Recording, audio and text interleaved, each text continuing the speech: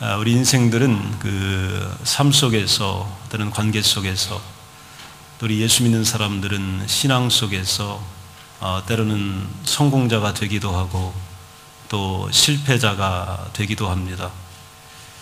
성공한 사람들은 주목을 받고 또 많은 사람들에 둘러싸여 또 영광을 받지만 실패한 사람들은 또 쓸쓸하고 또 여러 가지 어려움이 찾아오기 마련입니다. 패배했다라고 하는 것은 여러모로 많은 실수를 했다 그런 뜻이고 또 여러 번 실패를 반복했다라고 하는 경우와 맞아 떨어지기도 합니다.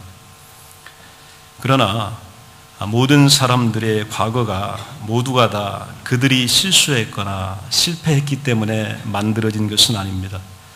그들이 선택한 길이 아닐 때도 여러 번 있습니다. 육체적으로, 정신적으로, 또 심리적으로 부당한 대우를 받아야 됐던 상처와 또 자신의 의지와는 상관없이 일어난 일들로 인해 지워지지 않는 기억과 아픔을 안고 살아가는 사람들도 이 땅에는 많이 있습니다. 매일 아침을 고통 가운데 맞이하고 또 그 고통을 짊어지고 살면서 그 흔하디 흔한 비전, 꿈, 희망이란 단어조차도 입에 담지 못하고 살아가는 사람들도 많이 있습니다. 때는 과거에 받은 상처 때문에 자신을 무가치한 사람으로 여기며 살아가게 됩니다. 성경은 성공한 사람들에 대한 이야기도 많이 있지만 실패한 사람들의 이야기도 많이 기록되어져 있습니다. 아담과 하와라고 하는 인류의 조상은 약속에 실패한 실패자입니다. 또 우리가 그렇게 존경하고 따르는 족장 아브라함과 이삭은 아내 앞에서 비열하고 치졸하게 실패했던 남편이었습니다. 그 유명한 다윗 왕은 왕권에 실패하고 맨발로 머리를 풀어 헤치며 노인이 던지는 작은 돌을 맞으며 비탈길을 울면서 걸어갔던 실패의 경험이 있었습니다. 출애굽해서 가나안 땅을 가야 했던 이스라엘 백성들은 목표에 실패하게 됩니다. 그래서 가지 않아도 되는 길을 돌게 되고 40년을 뺑뺑 돕니다. 그리고 출애굽했던 1세대는 광야에서 다 죽게 되는 실패자로, 패배자로 남기도 합니다. 삼손이라고 하는 힘 있는 사사는 여인에게 실패했던 남자로 우리에게 기록이 됩니다. 사울이라고 하는 이스라엘 초대 왕은 예배에 실패했던 왕이었습니다. 때로는 히스기야 왕은 건강에 실패해서 하나님께 15년의 생명을 연장해 달라고 기도하기도 합니다. 또 초대교회의 많은 기적과 역사 가운데서 아나니아와 삽비라라고 하는 두 분은 헌금 때문에 실패합니다. 그리고 돈 때문에 결국 실패하고 그 마지막 비참한 최후를 맞이하게 됩니다. 데마라고 하는 어떤 사람은 선교에 실패하기도 합니다. 실패자의 명단들이 특별히 구체적으로 기록되어 있는데 다윗은 자신의 아들 솔로몬에게 이 실패자의 명단을 작성하여 넘겨줍니다. 그리고 신약의 바울도 영적인 아들 디모데에게 이 실패자의 명단을 정확하게 작성하여 그 아들에게 들려줍니다. 어떤 사람은 실패 가운데 다시 일어서서 성공자로 선 사람도 있습니다. 그러나 영원히 실패자로 그 자리에서 머물러 있었던 사람도 우리는 발견하게 됩니다. 이런 사람들을 우리가 보게 되면 죄가 드러난 사람들은, 때로는 실패한 사람들은, 또 패배한 사람들에게 찾아오는 것은 보통 거절당하는 일입니다. 그리고 사람들에게 거리감을 느끼게 됩니다. 그리고 강제로든 또 타이든 자이든 격리된 생활을 하게 됩니다. 그리고 지금까지 있었던 많은 것들이 취소당하는 경우를 우리가 많이 보게 됩니다. 이런 죄인, 또 실패했던, 또 오늘 실수했던 이렇게 간주되는 사람들은 싫어합니다. 그들과 함께 있고 싶어 하지 않고 의식적이든 무의식적이든 간에 죄인과 실패자에 대한 경멸감을 아주 분명하게 드러내는 것이 바로 인간입니다. 오늘 우리가 읽은 이 본문의 이야기는 이 남자 저 남자에게 짓밟히면서 무정한 마음을 갖게 되고 자신을 비참하게 만든 부정한 사마리아 여인에 관계된 이야기입니다. 우리는 이 본문을 너무나 잘 알고 있습니다. 그녀는 5번 결혼했습니다. 저는 제 인생 가운데 5번 결혼한 여자를 아직 만나보지 못했습니다. 이혼한 후 결혼하지 않은 채 한 남자와 살고 있습니다. 부도덕에 관계된 거라면 이 그녀를 따라올 자가 없습니다. 프로입니다. 나쁜 일, 거짓말하는 일에 대해서는 최고 수준에 이른 여인입니다. 그녀는 자신의 마음을 단속하지 않았고 그 결과 힘들고 고통스러운 삶을 살아가고 있습니다. 이런 사람들에게 보통의 사람들은 또 세대는 모두가 다 등을 돌리고 거리감을 갖습니다. 그런데 오늘 성경에 보면 오늘 실패한 여인, 오늘 버림받은 여인, 오늘 짓밟은 여인을 대하는 한 사람이 나옵니다. 좀 다른 사람이 나옵니다. 누구냐면 예수님입니다. 예수님은 오늘 4절에 보게 되면 사마리아를 통과하여야 하겠는지라. 예루살렘으로 가는 길은 또 다른 길이 있습니다. 예수님에게는 선택의 기회가 있었습니다. 그런데 예수님의 마음은 다른 사람들에게 버림받은 사람들을 향한 사랑으로 가득 채워져 있습니다. 그 사마리아 동네에 살고 있던 사람들은 그녀를 알고 있었을 것입니다. 또 피해 다녔을 것입니다. 그러나 예수님은 그녀를 만나시기 위하여 가장 적절한 때에 그곳에 도착하셨고 그녀의 가장 큰 필요에 대하여 그녀와 소상하게 이야기하고 있습니다. 예수님이 대화를 시작하셨을 때에 그녀의 마음은 어땠을까요? 그녀의 처음 마음은 굳게 닫히게 됩니다. 그녀는 예수님을 알지도 못했는데 갑자기 그가 그녀의 삶에 어두운 비밀을 드러내려고 합니다. 그녀는 당황합니다. 심장의 박동수가 빨라집니다. 얼굴의 안색이 달라집니다. 혈압이 올라갑니다. 무거운 죄책감이 그녀에게 느껴집니다. 예수님이 왜 그러셨을까요? 예수님은 이 땅에 의인을 찾으러 온 게 아닙니다. 죄인을 찾으러 오셨습니다. 그리고 죄인들과 가까이 하셨습니다. 그들을 고쳐주셨고 그들의 눈물을 닦아주셨고 그들의 문제를 해결하여 주셨습니다. 그리고 사람들로부터 비난받지만 죄인들과 함께하는 것을 예수님은 양보한 적이 없습니다.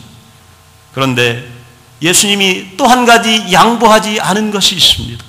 어떤 것이 있냐면 죄인들이 예수님 자신과 함께 했을 때에 변하지 않거나 예수님을 통하여 또 다른 삶의 자리로 이끌림 당하지 않는 사람을 예수님은 용납한 적이 없습니다.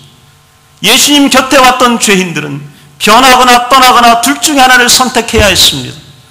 즉 예수 그리스도를 구주로 맞아들이고 인생의 새로운 삶의 빛을 보든지 아니면 다친 채로 떠나든지 그렇게 했던 것이 예수님 주변의 죄인들의 태도였습니다. 실패자의 태도를 보게 되면 공통점이 있습니다. 뭐냐 하면 누구나 다 실패를 이야기하는 것을 좋아하지 않습니다. 그리고 자신의 치부를 들춰내는 것을 동의하지 않습니다. 오늘 이 여인도 예수님께서 여인의 가슴 깊은 곳에 묻어있는 이 문제를 들춰내기를 원하셨어요. 그런데 이 여인은 그러고 싶지 않은 거예요. 감추고 싶은 거예요. 이 예수님이라고 하는 존재가 나 자신을 알고 있는 것에 대하여 불편한 겁니다. 그때 이 여인이 어떻게 답변하냐면 재빨리 화제를 바꾸어 버립니다. 그런 얘기하는 것이 아니라 고상한 얘기로 바꿔버립니다. 그녀가 19절 20절에 보면 예배할 곳은 예루살렘이라고 하던데 그게 맞느냐 하는 겁니다. 예루살렘에서 예배하는 것이 맞느냐, 예루살렘에 관계된 고상한 얘기를 하는 거예요. 오늘 내 본성은 갈기갈기 찢겨져 있고 사람들에게 짓밟혀져 있고 사람들에게 격리당하고 있으면서 오늘 이 여인이 예수님과 하기를 원했던 얘기는 그런 얘기가 아니라 오늘 가리고 싶은 얘기예요. 고상하게 느껴지는 얘기입니다. 예배에 대해서 이야기하고 싶고 그 성소에 대해서 이야기하고 싶고 장소에 대해서 이야기하고 싶어하는 것입니다. 언급을 회피하고 주제를 전환하려고 합니다. 예수님을 처음 만나는 사람들은 대개 다 그런 사람들입니다. 오늘 내게 있는 모든 문제를 예수님에게 내어놓기를 원치 않습니다. 그리고 나서 예수님과 대화하는 것을 피하려고 하고 바꾸려고 하는 것, 이것이 바로 죄인들의 속성입니다. 예수님은 그 가운데서도 친절하게, 다정하게 이 문제를 말씀하고 계십니다. 최근에도 그 예루살렘을 여행하고 왔던 사람들 얘기를 들어보면요, 공통점이 있습니다. 뭐냐면 이스라엘 사람들은 이런 이야기를 한다고 합니다. 파티를 열려면 텔아비브에 가라. 사업을 하려면 하이파로 가라. 예배를 드리려면 예루살렘으로 가라. 2000년이 지난 지금도요, 그들은 동일한 이야기를 합니다. 메시아가 구세주로 오셔서 우리의 죄를 사하시고 십자가에 달려 그 보혈의 피로 우리가 용서되었음을 그들은 이해하기 싶어 하지 않습니다.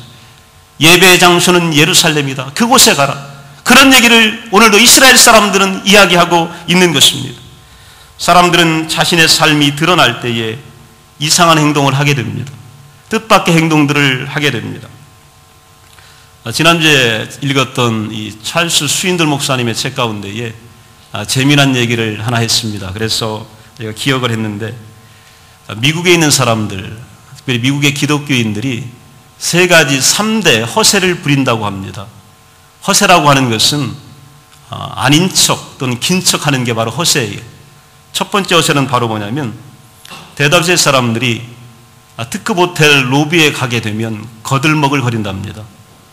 여기가 내가 늘 드다드는 곳처럼, 마치 일평생 처음 왔는데도 여기가 내 집인 것처럼, 때론 나는 여기서 늘 식사하는 사람인 것처럼, 너희들은 나를 특별히 대해야 되는 것처럼, 그렇게 특급 호텔 로비에는요, 거들먹거리는 사람들로 꽉 차 있다고 합니다. 두 번째는요, 사람들이 자동차 전시장에 가게 되면 딜러 앞에서 거들먹을 거린답니다. 이 모든 차들은 내가 상대할 만한 차가 아닌 것처럼, 때론 내가 차의 전문가인 것처럼, 나는 더 좋은 차를 원하는데 그 차가 없는 것처럼 그렇게 거들먹을 거린답니다. 세 번째는요, 우리 많은 사람들, 우리 미국 얘기예요. 교회에서 사람들은 거들먹거린답니다. 오늘 내가 죄인됨을, 내가 그리스도가 아니면 살 수 없음을, 내가 오늘 외로움을, 나의 아픔과 실패와 실수와 좌절을 그리스도께 내어놓기를 원치 않습니다. 그리고 다른 얘기하기를 원합니다. 남의 얘기를 하기를 원하고 거들먹거리고 고상한 얘기 하나, 오늘 나는 죽고 있으면서, 나는 울고 있으면서 내 상처는 가려지길 원하며 남에게 멋있는 얘기하고 싶어하는 것, 이것이 바로 미국 사람들이 하는 3대 허세라고 찰스 스윈들 목사님은 이야기하고 있습니다. 예수님은 잔소리 또 비난, 창피 주지 않으셨습니다. 그녀의 과거와 평판은 이제 더 이상 비밀일 수 없습니다. 예수님은 그녀의 실수에 초점을 맞춘 것이 아니라 하나님을 추구하는 그녀의 열망에 초점을 맞추고 있습니다. 15절에 보면 숨기고 싶지만, 가리고 싶지만 이 열망만은 숨길 수가 없는 거예요. 15절에 보면 그 물을 내게 달라, 이렇게 이야기하고 있어요. 영원히 목마르지 않는 생수의 물을 줄 수 있으시다면 그 물을 나는 마시고 싶습니다. 예수님은 이걸 보신 거예요. 이 여인이 그런 물을, 영원한 물을, 가라지 않는 물을, 새로운 삶을 원하고 있음을 예수님은 보시게 된 겁니다. 그녀의 인생을 알아보셨고 그 마음속을 들여다보심으로 그녀의 불미스러운 과거를 오늘 존중해주고 계십니다. 예수님 자신에게로 그녀를 이끌고 있습니다. 그래서 예수님은요, 우리에게 치유자가 되시는 겁니다. 우리 예수님, 우리 허세부리라고 자리 마련하려고 오신 분이 아닙니다. 이사야서 53장 4절에 보게 되면 그는 실로 우리의 질고를 지고 우리의 슬픔을 담당하셨다. 예수님이 이 자리에 오신 이유는요, 우리의 질병과 고통과 슬픔을 지고 담당하시기 위하여 오신 것입니다. 여러분이 아파하는 문제를 오늘 나누시기 위하여 오신 겁니다. 여러분이 숨기고 싶어하는 문제, 오늘 비밀로 감춰두고 싶은 문제, 그러나 그것 때문에 울부짖고 탄원하고 애통하고 고생하는 그 문제를 예수님은 자신이 짊어지시기 위하여 우리에게 찾아오신 것입니다. 5절에 보면 그가 찔림은 우리의 허물 때문이요 그가 상함은 우리의 죄악 때문이라. 그가 징계를 받음으로 우리가 평화를 누리고 그가 채찍에 맞음으로 우리가 나음을 입었도다. 그가 왜 찔렸나요? 그가 왜 징계를 받았나요? 그가 왜 채찍에 맞았나요? 우리를 낫게 하시려고 그런 겁니다. 우리를 고치시려고 그런 겁니다. 우리에게 과거를 치워주시려고 그러신 거예요. 용서해 주시려고 그러신 겁니다. 그리고 새로운 삶을 우리에게 주기를 원하고 계신 것입니다. 여러분, 예수님 앞에서 우리 숨길 게 없습니다. 사람은 속일 수 있어도 예수님은 숨길 수 없습니다. 우리 외로운 게 사실입니다. 인생이 두려운 게 사실입니다. 우리 죄가, 우리의 과거와 상처가 우리를 얽매이는 것이 사실입니다. 그리고 그 문제 앞에서 오늘 울고 있는 것, 슬퍼하는 것이 인생입니다. 원래 그런 인생을 예수님은 찾아오셨습니다. 우리는 다른 곳에서 길을 찾으려고 합니다. 친구가 많으면 해결될 줄 압니다. 호의호식하면 문제가 달아날 줄 압니다. 여러분이 좋아하시는 모바일폰을 24시간 들고 있고 끄지 않고 잘 때도 머리에 두고 자면 외로움이 사라질 줄 압니다. 카톡을 하게 되면 친구가 나를 위로해 줄 줄 압니다. 성경은 그렇지 않습니다. 그렇게 위로받은 사람은 아무도 없습니다. 우리 인생의 문제에 진정한 위로자가 되시고 해결자가 되시고 치유자가 되신 분, 우리의 과거와 만날 수 있는 유일한 분이 누구시냐면 예수 그리스도십니다. 그래서 예수님은 평안을 주시려고 우리에게 오셨습니다. 여러분의 질병을 낫게 해주려고 오셨습니다. 예수님을 만나야 오늘 우리의 병이 낫습니다. 우리 내면의 문제가 해결이 되게 됩니다. 예수만이 우리에게 생명이고 길입니다. 아무리 다른 길 찾아도 우리에게는요, 공허함만이, 갈증만이 찾아올 뿐입니다. 어제 어떤 분 전화를 받았는데 그래요. 여러 가지 인생의 문제와 관계의 문제 때문에 해결해 보려고 많은 애를 썼고 또 사랑하는 사람들과 회복되려고 애를 썼고 그래서 특별한 주제를 가지고 공부도 몇 년 동안 했습니다. 그런데 공부했다고 해결되는 게 아닙니다. 내가 관심 가졌다고 해결되는 게 아닙니다. 이거 도대체 어떻게 해야 하나요? 이렇게 말씀하시는 소리를 들었습니다. 여러분, 우리가 해결하려고 노력한다고 해결될 문제가 아닙니다. 예루살렘 고상한 얘기한다고 해결될 문제가 아닙니다. 오늘 내 질병과 아픔과 슬픔을 치유할 수 있는 치유자를, 고치는 분을 만나야 해결되게 되는 겁니다. 사람은 속일 수 있지만 나를 못 속입니다. 내 내면의 고통을 나 자신은 너무 잘 알고 있기 때문에 지쳐가고 쓰러져 가는 겁니다. 그래서 우리 주님은 우리를 오늘 초대하고 계신 것입니다. 예수님께서 보시기에 그녀는 이제 구출될 수 있는, 또 다시 배울 수 있는, 구원받을 수 있는 사람이었습니다. 희망을 가질 수 있는 사람이었습니다. 실수에 실수를 거듭해 꼬인 줄을 끊을 수 있는 사람이라고 예수님은 보셨습니다. 예수님은 현재 열망을 보셨으므로 과거는 상관하지 않으셨습니다. 그녀가 받은 것은 사랑과 친절과 자상함과 망가진 삶에서 벗어나는 길이었습니다. 예수를 만나게 되면 우리에게 그럼 어떤 일이 일어나나요? 오늘 이 여인에게 여러분 기적은 안 일어납니다. 병이 고쳐지거나 또 삶의 그 어떤 것들도 일어나지 않습니다. 성경에는 예수를 만나게 되면 때로는 죽은 자들이 일어났습니다. 오늘 병든 자들이 고쳤습니다. 그리고 앉은 병이들도 일어나서 뛰었습니다. 오늘 죄인들이 기뻐했습니다. 그런데 오늘 이 여인에게는 그렇게 특별한 일이 일어나지 않습니다. 달라지지 않는, 달라진 것이 없는 삶이 그대로 진행이 됩니다. 예수님과 이야기한 우물가 여인의 삶이 현상적으로 달라진 게 없습니다. 여전히 남편이 아닌 사람과 함께 살고 5번 이혼 상태가 없어진 게 아닙니다. 또한 사람들의 평판이 여전히 큰 짐으로 그녀에게 남아 있습니다. 이것이 바로 예수님을 만났을 때의 모습입니다.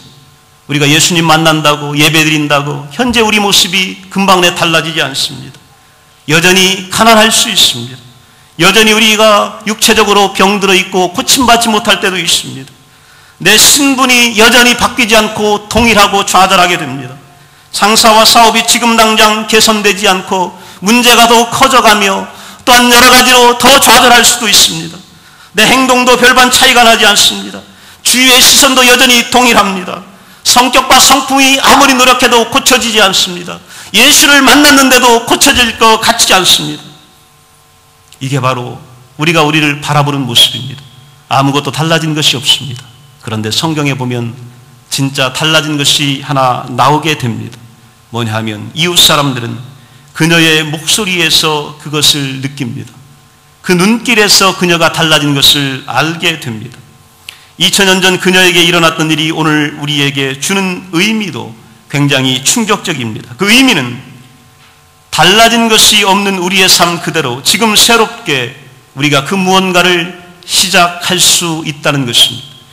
오늘 예수님은 아무것도 변화 보이지 않는 여인에게 새로운 인생을 주셨습니다. 그리고 다시 시작할 수 있다고 말씀하고 계십니다. 성숙할 때까지 기다리지 않아도 됩니다. 새로운 도시나 지역으로 이사하고 옮겨 다닐 필요 없습니다. 다른 사람들을 설득할 필요가 없습니다. 그저 시작하면 되는 것입니다. 비록 영적인 삶을 훌륭하게 살지는 못한다 할지라도 비틀거리고 흔들리는 첫걸음을 자랑스럽게 내딛기만 하면 됩니다. 이제 그녀가 생각하고 있는 것은 자신의 미래에 관한 게 전부입니다. 그녀는 자신의 과거에 의해서 사람들의 평가받았습니다. 그러나 이제는 현재의 모습으로 자신을 설명하면 되는 겁니다. 오늘 내 모습 이대로를 설명하면 되는 것입니다. 예수 만나서 예수님께서 나에게 어떤 존재였음을 오늘 설명하면 되는 것입니다. 이 여인이 달라진 건 한 가지입니다. 메시아 예수 그리스도를 만났다라고 하는 것입니다. 25절 26절에 보면 메시아 곧 그리스도가 오실 줄을 내가 압니다. 이렇게 고백합니다. 29절에 보게 되면 그리스도가 내게 말씀하셨습니다. 이 여인이 달라진 건 단 한마디입니다. 그리스도가 알고 계셨고 내게 오셨고 내게 말씀하셨고 그리스도는 내게 또 오실 것입니다. 이렇게 지금 고백하고 있는 것입니다. 내 과거를 다 알고 있는 그분, 오늘 그분을 나는 만났다 그렇게 이야기하고 있습니다. 동네 사람들 모두 그 여자가 한 일을 너무 잘 알고 있잖아요. 그녀가 한 말 여러분 그렇게 감동적이지 않습니다. 예수님 만났다는 얘기, 그 여자 그 사람이 내 과거를 다 알고 있다는 얘기, 동네 사람들에게 그렇게 어마어마한 감동 주지 못했습니다. 그런데 이 여인에게 달라진 게 한 가지 있습니다. 한 가지를 외칩니다. 이렇게 외칩니다. 여러분은 제가 누구인지 다 알고 있습니다. 그런데 저의 과거와 저에 대한 평판에서 저를 자유롭게 해준 어떤 분을 만났습니다. 그를 만난 후 저는 이제 더 이상 여러분이 생각하는 그런 사람이 아닙니다. 이제 더 이상 잘못된 선택에 묶여있는 포로가 아닙니다. 자유를 얻었습니다. 자유인이 되었습니다. 달라진 게 하나도 없지만 달라진 게 있습니다. 그게 바로 뭐냐면 자유인이 됐다는 것입니다. 그리스도께서 우리를 자녀 삼아 주셨다는 것입니다. 오늘도 그리스도의 뜨거운 사랑이 우리를 향하여 흐르고 있다는 것입니다. 그분이 여전히 나를 위하여 십자가에서 피 흘리며 용서하고 계시다는 것입니다. 그분이 오늘 나에게로 다가오시며 나의 모든 것을 알고 계시기 때문에 오늘 치료하시겠다고 말씀하고 계시는 것입니다. 이제 이 여인은 외부 사람들에 의해서 평가되지 않고 내 속에 무엇이 있느냐에 따라서 평가되고 있습니다. 더 이상 끌려가지 않아도 됩니다. 예수와 연합이 된 거예요. 주인이 바뀐 겁니다. 과거와 상처와 시선과 실패와 평판의 주인이 된 것이 아니라 이제는 내 안에 오신 예수 그리스도가 나의 주인이 된 것입니다. 이것이 바로 예수 믿고 달라지는 것입니다. 여러분은 여전히 때로는 늙어갑니다. 여전히 사업에서 실패합니다. 여전히 때로는 장사에서 실패하고 병들어갑니다. 여전히 질투와 시기와 미움 가운데 있습니다. 그러나 우리는 한 가지 달라진 게 있습니다. 그것은 예수 그리스도가 나의 주인 되시기 때문에 예수가 나를 지금 이끌고 계시다는 사실입니다. 과거가 문제가 아니라 오늘부터가 문제입니다. 그리스도가 나의 주인 되시는 것이 문제입니다. 이 여인에게는 이런 엄청난 기적이 생겼습니다. 그래서 이사야서 43장 1절에 보면 내가 너를 지명하여 불렀나니 너는 내 것이라 이렇게 말씀하고 있습니다. 내가 그리스도를 선택한 게 아닙니다. 내 공로와 자격이 나의 선한 행위가 구원을 이루게 한 것이 아니라 예수가 우리를 선택하여 주시고 우리에게 구원을 베풀어 주신 것입니다. 그래서 우리는 용서되어졌고 하나님의 자녀가 되었고 하나님을 다시 바라보는 위대한 사람이 되게 되었습니다. 특별히 42절을 보게 되면 이런 말이 나옵니다. 현재의 나의 말과 태도 때문에 주변이 어떤 복을 받고 달라지는지 성경은 이야기합니다. 사람들이 이렇게 이야기하는 거예요. 내 말 때문이 아니라 우리가 친히 듣고 그가 참으로 세상의 구주가 되신 줄을 우리가 알게 되었다. 세상은요, 예수 믿은 예수 복음 전하는 목사 때문에 변하지 않습니다.